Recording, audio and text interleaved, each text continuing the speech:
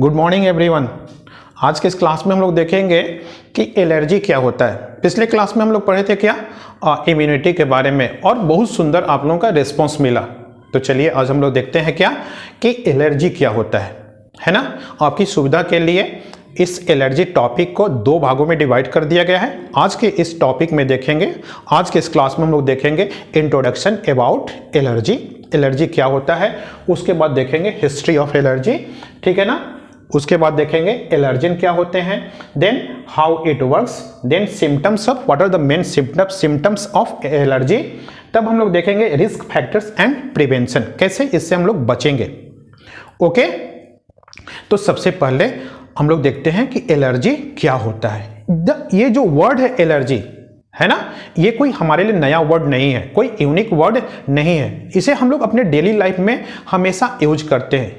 ऐसे आमतौर पर जब भी कोई ऐसा, मान लो कि हम आपस में बात कर रहे हैं और कोई एक थर्ड पर्सन है और जो जिससे हमको नहीं बनता है, जो हमें अच्छा नहीं लगता है, तब हम क्या कहते हैं, उसको देखने पर हमको एलर्जी हो जाती है, कहते हैं ना।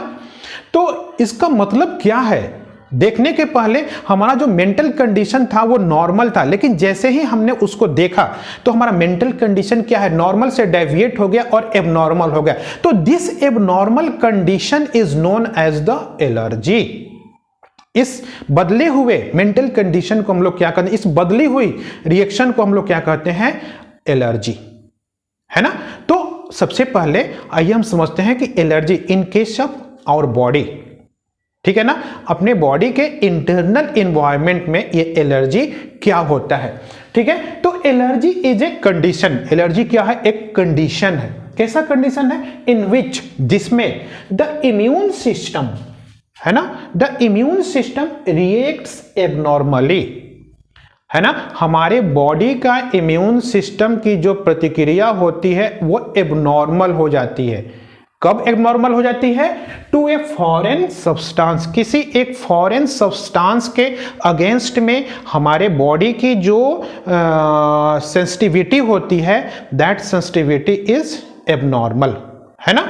उसका जो फंक्शनिंग होता है ना, वो क्या होता है, चेंज हो जाता है ना। उसका ऐसे क्या होता है कि देखो, इम्यून सिस्टम जो होता है ना, उसका एक नॉर्मल फंक्शनिंग होता है। कभी कभी क्या होता है ना, ये इसका जो फंक्शनिंग होता है ना, जैसे इन case of auto immunity, auto immunity के कंडीशन में क्या होता है, वो अपने ही सेल को, इसका मेन वर्क क्या है, to recognise the foreign particles.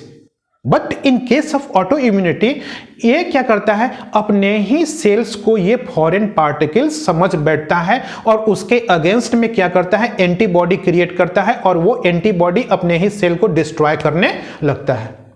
तो क्या हुआ, इसका एबनॉर्मल हुआ, कंडीशन हुआ, ठीक है ना। कभी कभी क्या होता है, कोई फॉरेन पार्टिकल्स हमारे बॉडी में एंटर किया and that foreign particle is harmless for us.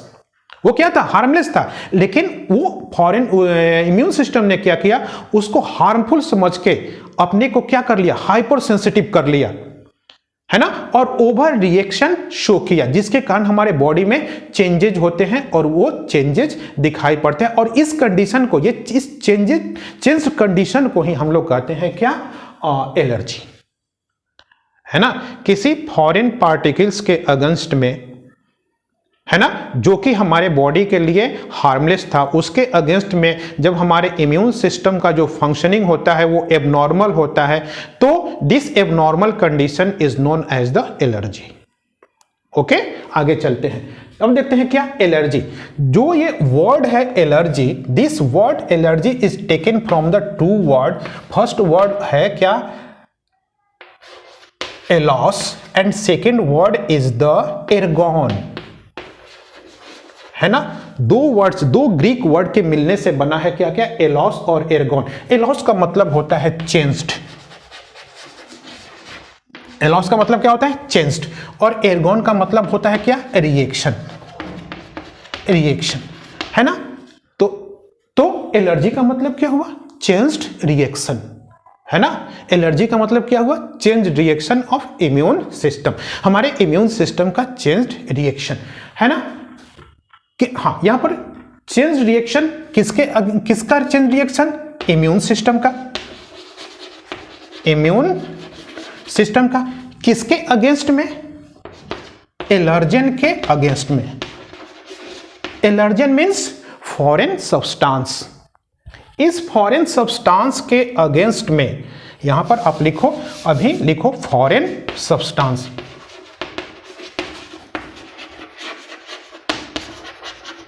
इस फॉरेन सब्सटेंस के अगेंस्ट में इम्यून सिस्टम के द्वारा जो चेंज रिएक्शन दिखाए शो किया जाता है, that condition is known as the allergy. इसको हम लोग क्या कहते हैं? एलर्जी कहते हैं। अब हम लोग देखते हैं व्हाट आर द इस वर्ड को देने वाले कौन थे? सबसे पहले 1906 में, है ना, 1906 में एक ऑस्ट्रिया के पेडियाट्रिशियन थे, वॉन फिरकेट।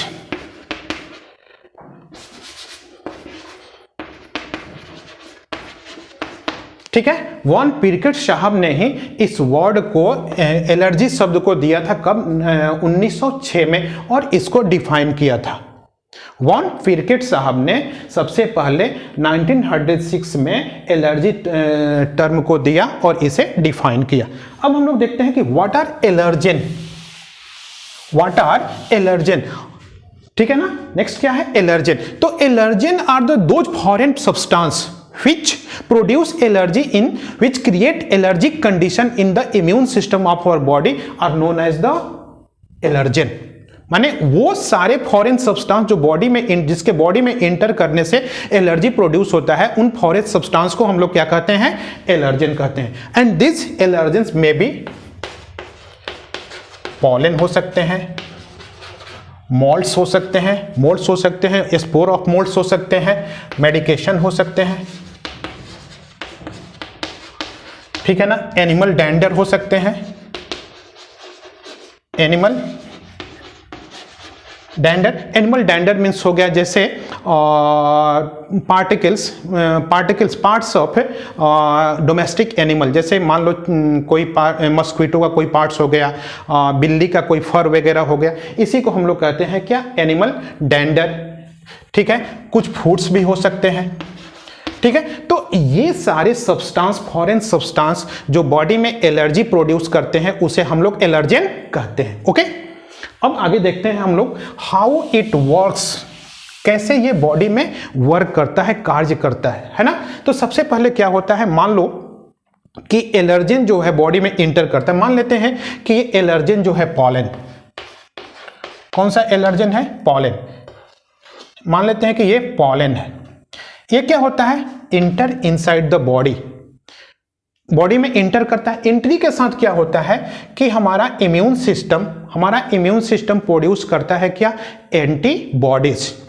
एंड एंटीबॉडीज कौन सी एंटीबॉडीज होती है? ये एंटीबॉडीज होती है इम्यूनोग्लोबुलिन ई, याद रखिएगा, है ना। इन case of allergy the antibody produce and that antibody is immunoglobulin E. 5 तरह के एंटीबॉडी होते हैं ना, बताए थे ना क्लास में, एंटीबॉडी वाले क्लास में, immunoglobulin A, immunoglobulin D, immunoglobulin E, immunoglobulin G और इम्यूनोग्लोबुलिन एम। तो उनमें से ये जो होता है इम्यूनोग्लोबुलिन ई, ये एलर्जी के केस में ये एंटीबॉडी प्रोड्यूस होता है ना। तब ये एंटीबॉडी प्रोड्यूस होता है। उसके बाद क्या होता है, मान लेते हैं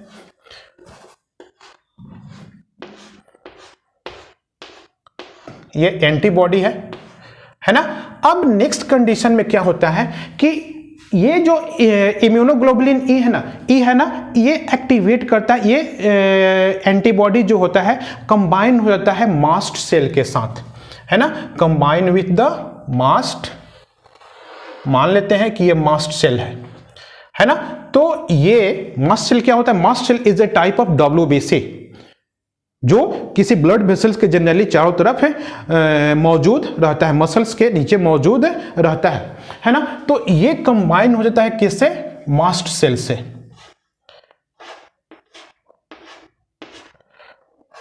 है ना। This antibody combine with the mast cell. अगले कंडीशन में क्या होता है? अटैच हो गया। अब ये नेक्स्ट स्टेप में क्या होता है? दिस एंटीबॉडीज, है ना, this antibody react with the antigen. ये पॉलन जो है एंटीजन है, बाहर से एंटर किया हुआ एंटीजन है। तो इसके बाद क्या होता है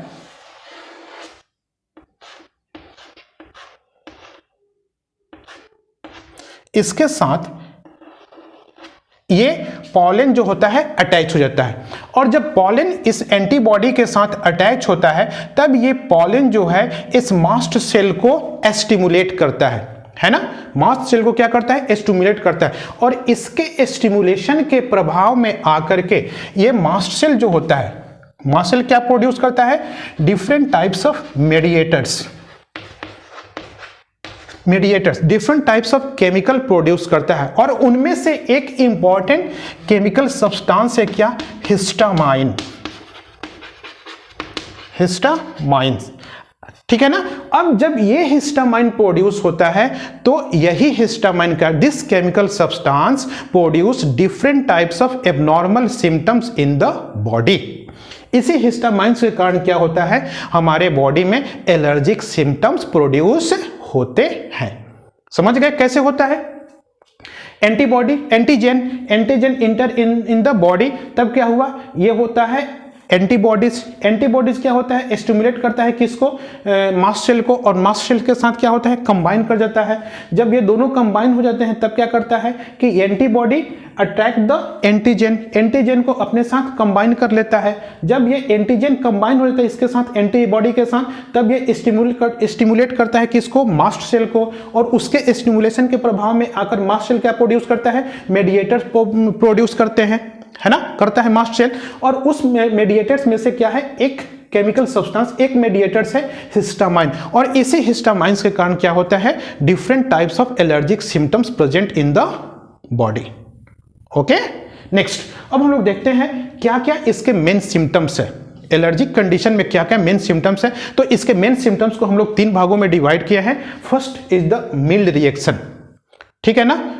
पहला क्या है? मिल्ड, जिसमें नॉर्मल सिम्टम्स अपीयर होते हैं। Second is the moderate reaction, and third is the severe reaction, ठीक है ना।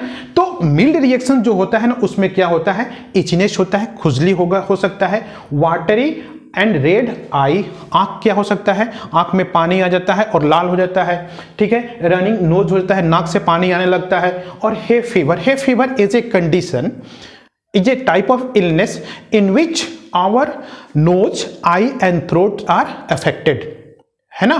हमारा आंख, नाक और गला क्या होता है? प्रभावित होता है। तो ये कंडीशन अपीयर हो सकता है किसके? मिल्ड रिएक्शन में, सिंपल रिएक्शन में, है ना। और ये जो जिस जगह अपीयर होता है उस जगह से दूसरे जगह तक स्प्रेड नहीं करता है। Second condition is the moderate condition, इसमें क्या हो सकता है? इचनेस हो सकता है, स्वेलिंग हो सकता है, ठीक है ना, ट्रबल, सांस लेने में तकलीफ हो सकती है।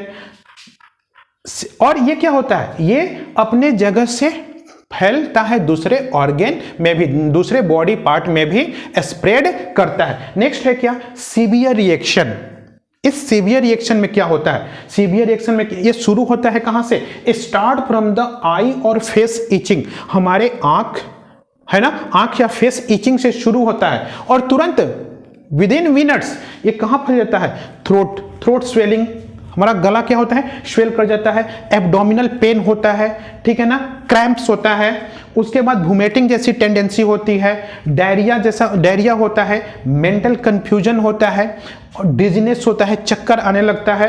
और तब क्या होता है? Sudden drop in blood pressure, जो हमारा हाइपोटेंशन की स्थिति क्रिएट हो जाती है। हाइपोटेंशन की स्थिति क्रिएट होता है किसके?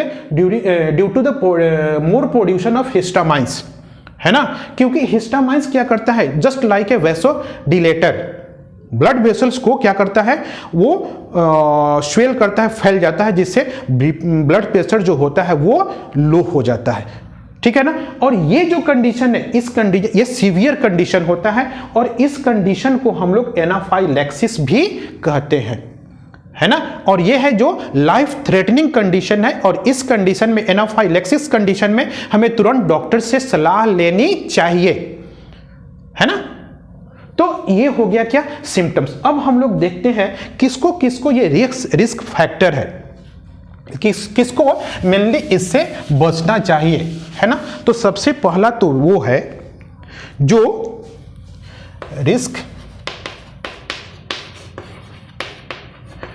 फैक्टर्स। सबसे पहला ये है having the background of allergic, जिसका फैमिली बैकग्राउंड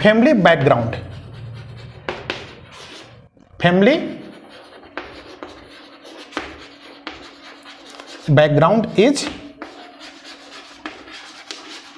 एलर्जिक, जिसका फैमिली बैकग्राउंड एलर्जिक हो उसे इससे बच के रहना चाहिए, क्योंकि ये जेनेटिकली ट्रांसमिट होता है। और किसको बचना चाहिए? चिल्ड्रंस को,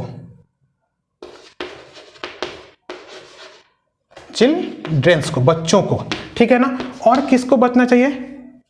अस्थमा के पेशेंट को। हैविंग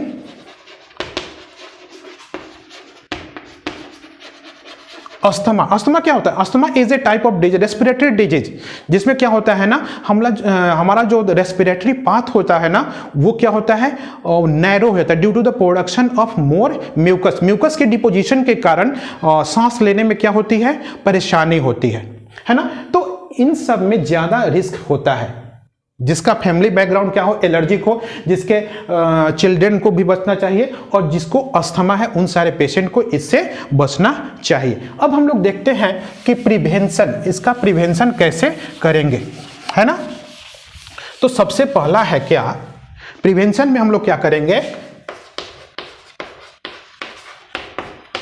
क्या करना है प्रिवेंशन में? सबसे पहला इंपॉर्टेंट चीज क्या है? Avoid the triggers,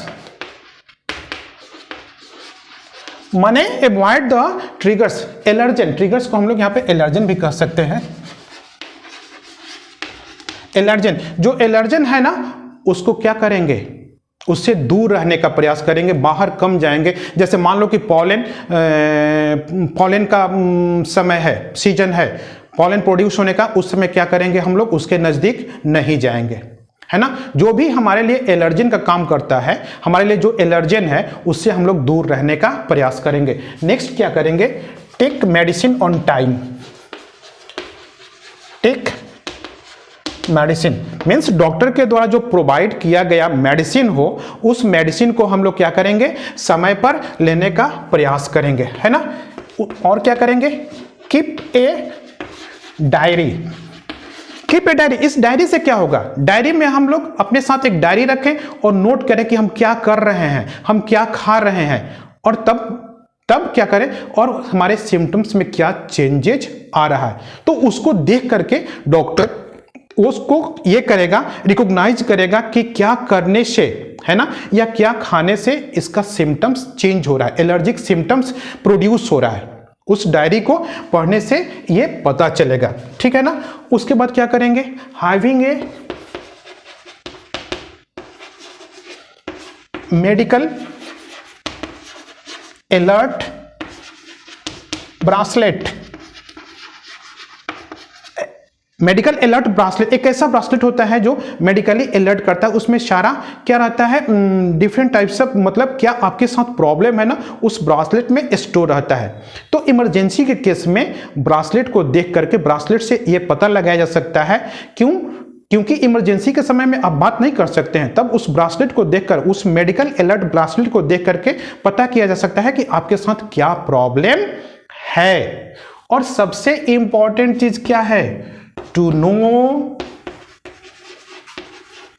about allergy.